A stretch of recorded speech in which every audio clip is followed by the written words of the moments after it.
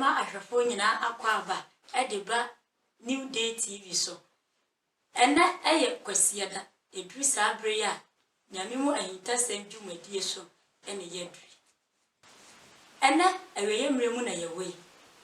Na twende na di pefie me yate asese aweye mre ewo pa.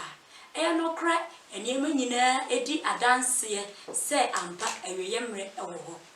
Mebisa mahwefo se ahintasem ben na wo aweye mre achi. Mabedwafo nso aye krado a mene won ebetwetwe nkomo afasa nsemimu. Na ansa na meto nkomo twetwe no so no. Yentwa ye ho na yende aboafo son yase. Ema adwumade eba wa akwamura. Ye ba ye beto aso.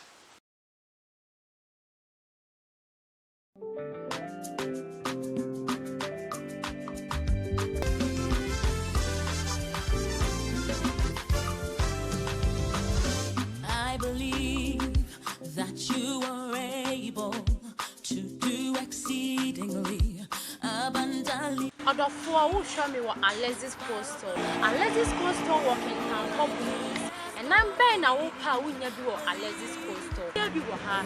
You walk a cocoa ding, a cocoa memory, a dona friend of a damn pump. You walk fish, a waha, you want tin a waha, the science of tongue, a waha. The manager granny said, Oba Alexis Coastal Sawo Bekanama. Oba moton ye Joe of Fesso, just say ye muti ankasa, Oba, so one point more obey da, any and down, so we're piano obey da, any and down.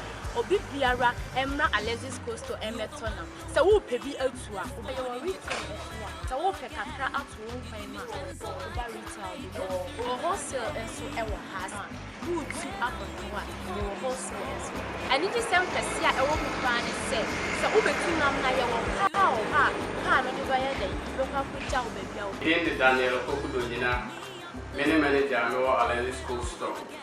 Na Alexis Coastal ay Coastal fufura ya bieno kintampo rodua yimu ayo Boniface reading. Na se wo be Alexis Coastal akira kwan a ye wo magazine anase tichima kintampo kwantimpo no so ya duru magazine anase DTC ya wo na Alexis Coastal ya akira kwan wo.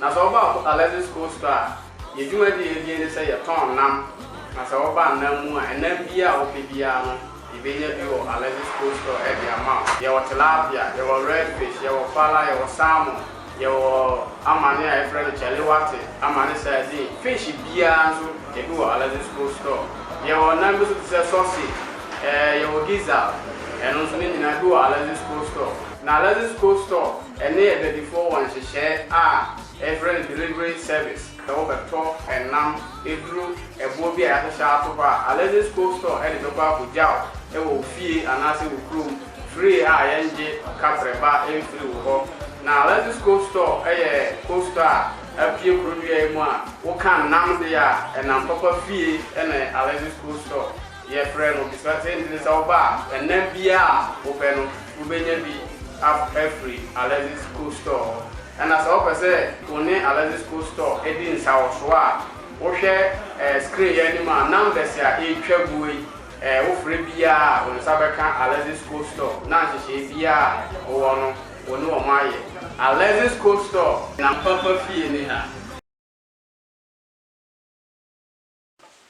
Mesai ama obi biara akwa aba se de bidi kan ye no nyame mu ahintasem dwumadie so ene yedri ena mabedwafo ewo fie ha amene won ebetwetwe nkomo in fact nyankopon asiesie nyame asofo bi a o mabeka mensa ewo fidua mu hase na nyame benam won so adade ahintan nyina ewo awiyemre achi ama ahwefo nyina ahu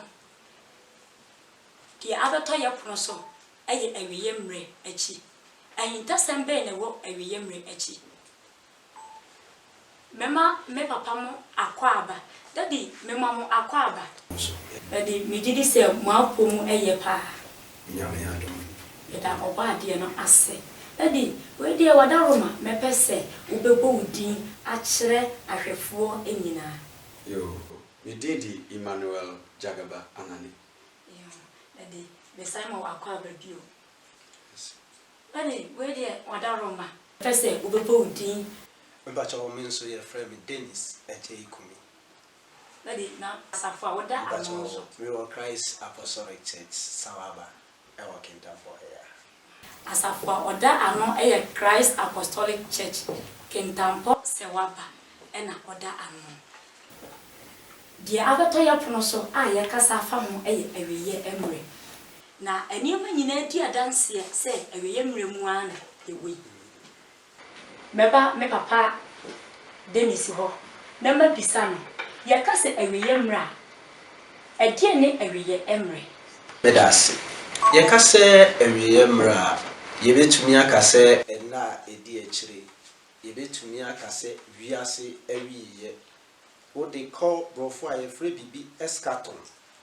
Your study bi a yefre no eschatology a eye sua adesua a efa awiye mre ene nioma a ebesisi ho.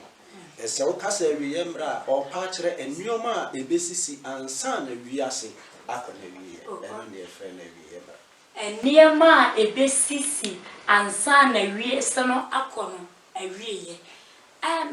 Me papa yima hono. Daddy Padaro ma mepese obetoa de me papa Dennis eka ye no so amaye na sene de kan ye mechia mahwefo nyina ye kase awiya sene ye sofo eka bi efa eschatology ya dia sebia enema bi eko awiye na sebia wiase awiye se ewrade de enema esisi enne wo yemre mu Ready to nina edi bewiye akwai se bia wode ka efri hana usi e wote chima ti erade edi eniema e wo wiase nyina edi kwa wiye bibia e bawiye ne awiye emre erade de eniema nyina eko awiye bibiara ode eko awiye Daddy na wadaroma mesan aba woso Daddy na ebreben na awiye mre no ebisi Yesu esuya for ne bi guy bisa no asem we abra no wi ase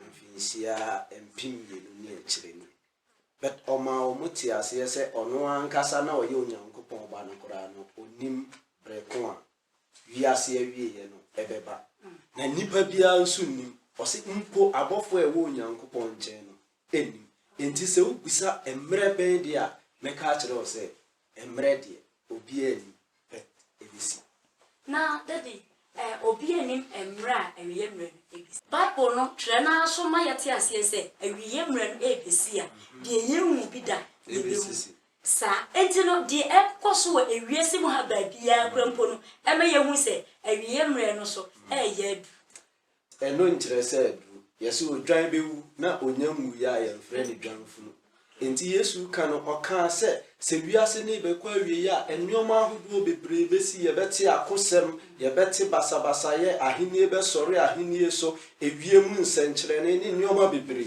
but owie ye no okaka ho se sa nioma nyina esi a eno nkyere se wiase na wie du na ofre sa nioma se eye awoko yaw te se oba awo breso a yawa oti no eno nkyere se wawo awi afe na akorara nkasa ebepi enti nia yehu na no na me ka kire masafo ma se omu behunu nia ebro nia yehu sesei so efise waka to ho ne beba mu so enti ni esi ni nkire se wiase akona wie Sabima wadaroma mepese obetoa de me papa Dennis eka ye no so amaye sofo edika eka ye no Bible eka o Matthew chapter 24 verse 4 ebam na obobo niema hodo bebre bisisi se wiase eba wiya se yebete okon yete yakon sem niema hodo bebre se bisisi adifo trofo niema hodo bebre yade ensama hodo bebre niema hodo bebre a anka onipa entena se mompa se binton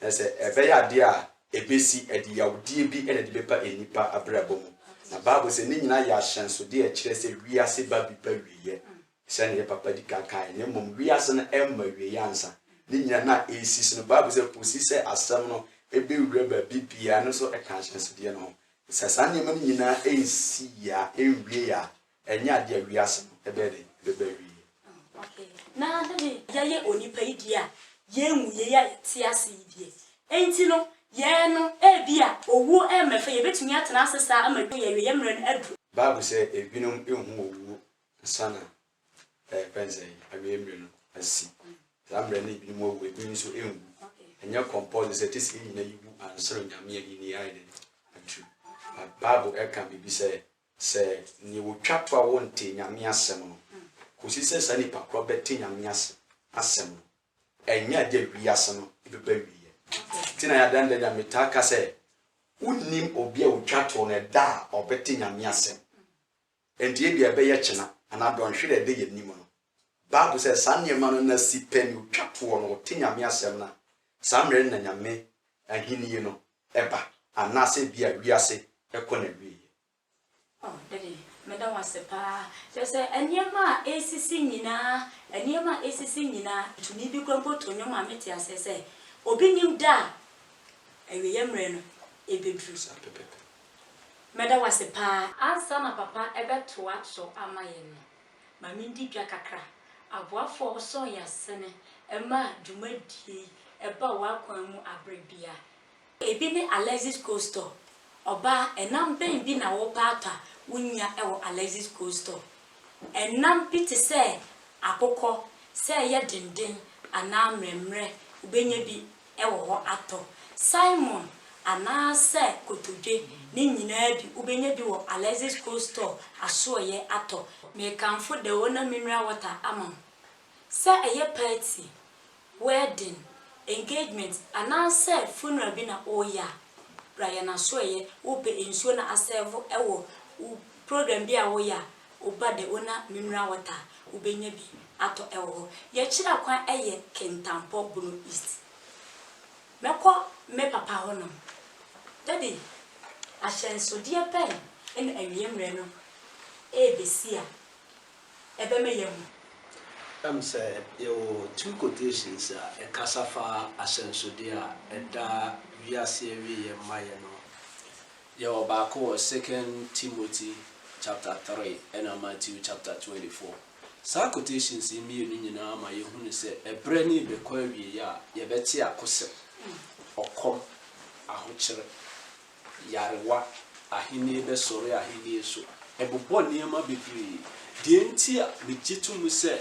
Prayer ye womi e kwari ye bremu ne se saa ne oma ye boboso mu bebre eguso a e koso enu nti saa ne oma na Bible ne se ye hu na e kire se ebre no e kwari ye but kai se ebre ni nyam kwari. Oh, okay. Enti ebre no kwari ye but enioma esisi no ema ye hu se ebre no e kwari be enko enti no se sia no ebre no niema esisi nyina ema ye hu se ebre no e be kwari be enyanko ye no enti sia no na meka se mini bi nwe bi ti ho no ochena me hwehwe no me hu no okọ waja me hokọ emre no na e kwari ye ana se je duru o se bre ni na wie duru a Yesu Kristo beba na wa be fa ne de saa bre no e na obeba betena atemu aguaso abebu aten afa ono ne fa ewu e de wona akọ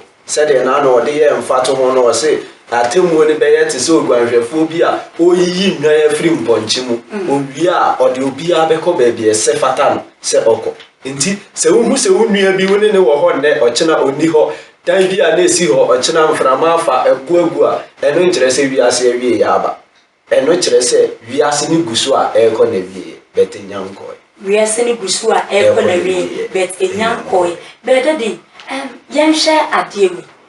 18 say a dime a piriku. When we be to one or China, no, over 20 when you honor. Now, a bit me a brave should say, who bet me afa a wood drew, say, oh, mom, open say, Sabria, you womb yarn. I brought one to me, and I said, I will breathe beer, a baby Sabrina, open Medasi. Your friend of Millennium Reign. Yesu Christo beba be di hene e wate asefo asase so. Na ose sabre num no obechi obonsam oguo eni wona oye obonsam agents ni nyinara enema obonsam na de ba ni nyinara e de wona kogu the bottomless pit. Se ode won gu sabia ho a sabre no na Yesu Christo di na sundue e be di hene oni wona osuro no oji ni di wa asase so no ebe ba be di sa mfia pem no e wa asase so sabre no enso ewo ho. But there wo ka say obi be fa awudro no the tribulation. When the tribulation comes, obi be prese obewu. But said the revelation no kano o se sa bre no nipa be kwa akohye ne ho akomfo enso owu. Okay, intina say yenduru eho. Yenyanuru ho kora. Oh, de ye hu de I had to say wonyem wafuru pie. Yenyanuru awo no kora. Papa, Odaroma, na mi bisa se eweye mre no echi no ensunsanso pen en ebisi. Yo binu aba me da se pa. Na dan na Yesu ka bibi se ne onim Yesu na ne wadi kan ya fa no se ne krane na genkwa.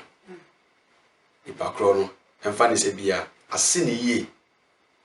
Samre no wiase ne ba na wi yie bi mu a oni nyankopon ekotena e wona homegiye mu. Okay. But no mene ne onhu Yesu samre no.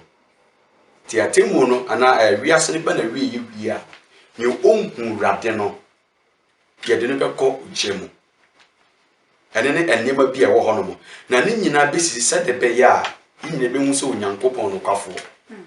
Se no nyame di kan e kan wona se mu Bible se onyame e ono kwafo onye otrofo. Enti nsema awurade kan nyina se wiase bebe wiye no se de be ya enipa nyina be hu se onyankopon e ono kwafo. Ni onhu awurade na wonnim awurade awiase bebe na wiye na wiase abana onfa no ma Yesu no. Sani pakro no okọ obonsama soye. A eyo bonsanje bibi ya hihya ma ono bonsam na nkasa woni na ekọ. Ba ni onim Yesu no samre no okọ ibade ahomji. Okay, na de enim Yesu no okọ ewrade ahomji mu. Asana ye betoa enkomotwetwe no so no. Yentwa ye ho na yenji aboafo so yasene ema dumadie abre ni abre eba wa akwamu ema hunya bi ehwe emra. Yaba ye betoa so.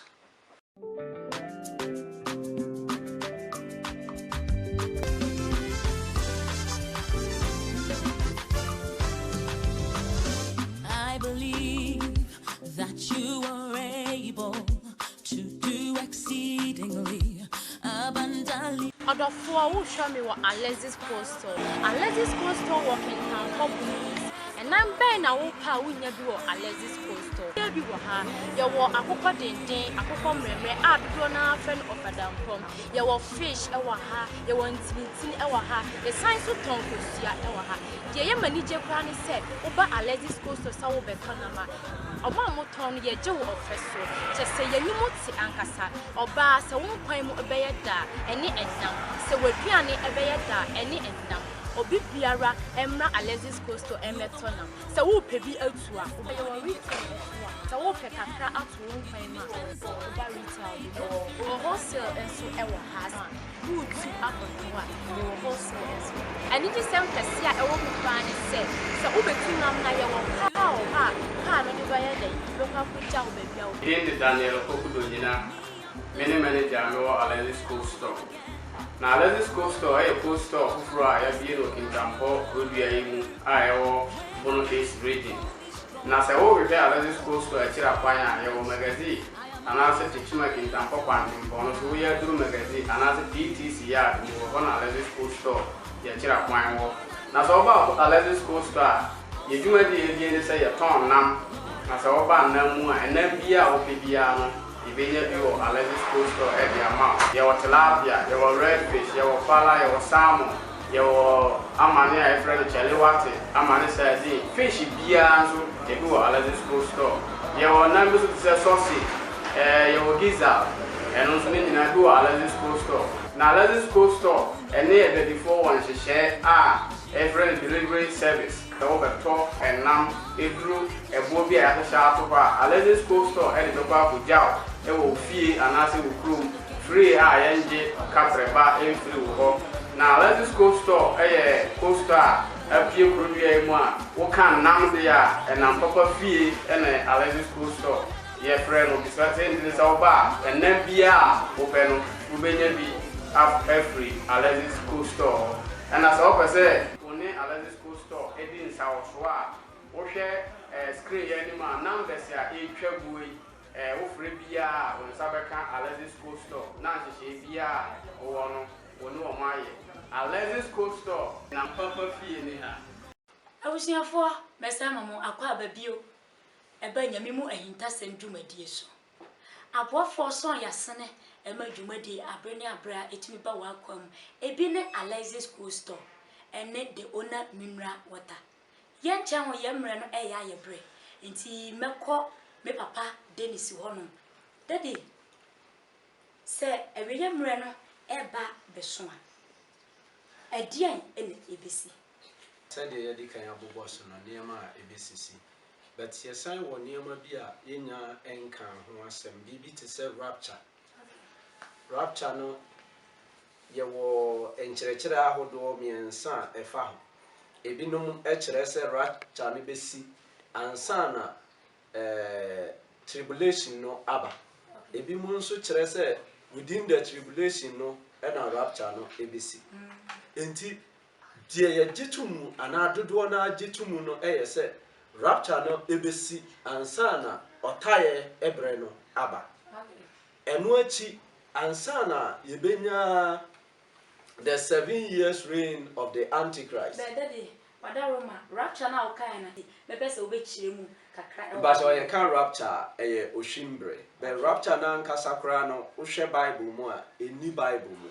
Na mum senia ensem ne nkyerɛkyerɛ etie no ene ma yebenya asadi rapture no fi se o se sabre no beduru a Yesu Kristo firi murunkum mu ebeba soro na wona a wagye nu diye no na osom ni yie no ba behwim de wona akọ enu nti na efre sabre no rapture.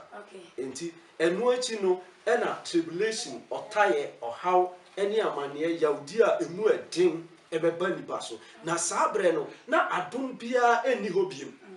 After the rapture no there is no grace. Adom bia eni hobiem ti se wa anye awurade ani e wo sabre ye ya adom bre na otenatena ase ya ma ohwimbre no betwam wie di a sabre no de enkwagye eni ho ma obi a onya yin de enkwagye bia emma ho ma obi a onim awurade. Daddy na ya bra no ya ye bre na enkomo ya twetwe ye di ye nyina no ahintasem ben ne wo sa nsemi achi medase se ye hwenia ekoso no ene nsem a ye si abcc ni nyina ahintasem kase di nkan se ewo so onipa bia hu ne se wiase onyankopɔn dia na se ye ne dia dia ene na wo ho kwan se obu obi biara atense de obi agumate enti ohaw biara ode ba wiase so na nam se wona obo ye nti o ho kwan so o ma kwan manisi ti ahintasem kase a ewo ne a ekoso nyina mu ne se unya hu awurade a hu ne ntem efiri se obefa ne wiase se unya hu awurade a hu ne ntem efiri se obefa ne ma akọ daddy meda wase pa sofu ima Roma me pese obeto ade me papa Dennis eka yeso ama ye brain enti yo ni aba me da se pa wo hwe Bible mu a obonsam afa kwan so a ema onipa hwe ne tumi de ma bonsam enti wo hwe Ephesians Luke chapter 4 na no kan bi se na Yesu question no so no bonsam edda wiase ni monyam nyina de kire no se obekoto no wasome a edi sani monyam nyina enese ne dia wo hwe 2 Corinthians chapter 4 no so eba na wo se wiase hene enti irade pese corruption or bonsam dia ba wiase wase wiase no irade sampa na obeyi ni yibio sani ya papa dikaka ne nipa hu se wiase onyankopɔn edia nti ebons onyankopɔn se basa be se ni obonefo aye nyina fi obonefo ede adua nipa mu no oba aba be se ni nyina no wase wiase no efoforo ti e wona na papa eka millennium time no ya nti irade esa eba bi enyama frasa tena konya so ebi irade esa eba abetena na konya foforo no eso daddy yengo mo twetwe ne dia ba wi ya na sa na yesa na ye kan ye ni nyina nsembe ena woka afa ho ye fana west enese yo me da se pa mi nuaba we de me fasa kwanya yeso akasa kire ahwefo nyina se samre se unhu Yesu umfa Yesu se wo kra ene wagye nkwa onipa enim da Yesu beba 2 Thessalonians chapter 4 Bible can be said obeba so okromfo onipa ehun da obeba omo okoko omo amane say sister sie ho me baba bewia on kanchi woni beba ahon so na Awurade yaba enti na wonim no sesa wadwen na fa ho ema Yesu Kristo said be ya obi a woni betumi akotena abo sesa sane be ya eja no epia obenye badu papa akwakoshe daddy wada Roma ye bre no nti edase sane aminu na di kan aka no eye bra e wo so onipa ma na ni ba na henso mu na ye wo yi enti sane a wotie biara no ba bia waduru wa abrabo mu biara no hunu se ewiase ye obi dia na oba be fa ne maako se won ka ho bia dan wani kire sa ba ma no adomre ne da so ye adwuma na obeje wa aka ne ma no adomre no eda so ye adwuma na obeje wo aka ma no daddy madam ase pa se me to me nsa frem na matumi aba amaya twetwe enkomo no amana ye kama na daddy wada Roma me pesa obechia adofo miyinu bi abra ye sore eso edase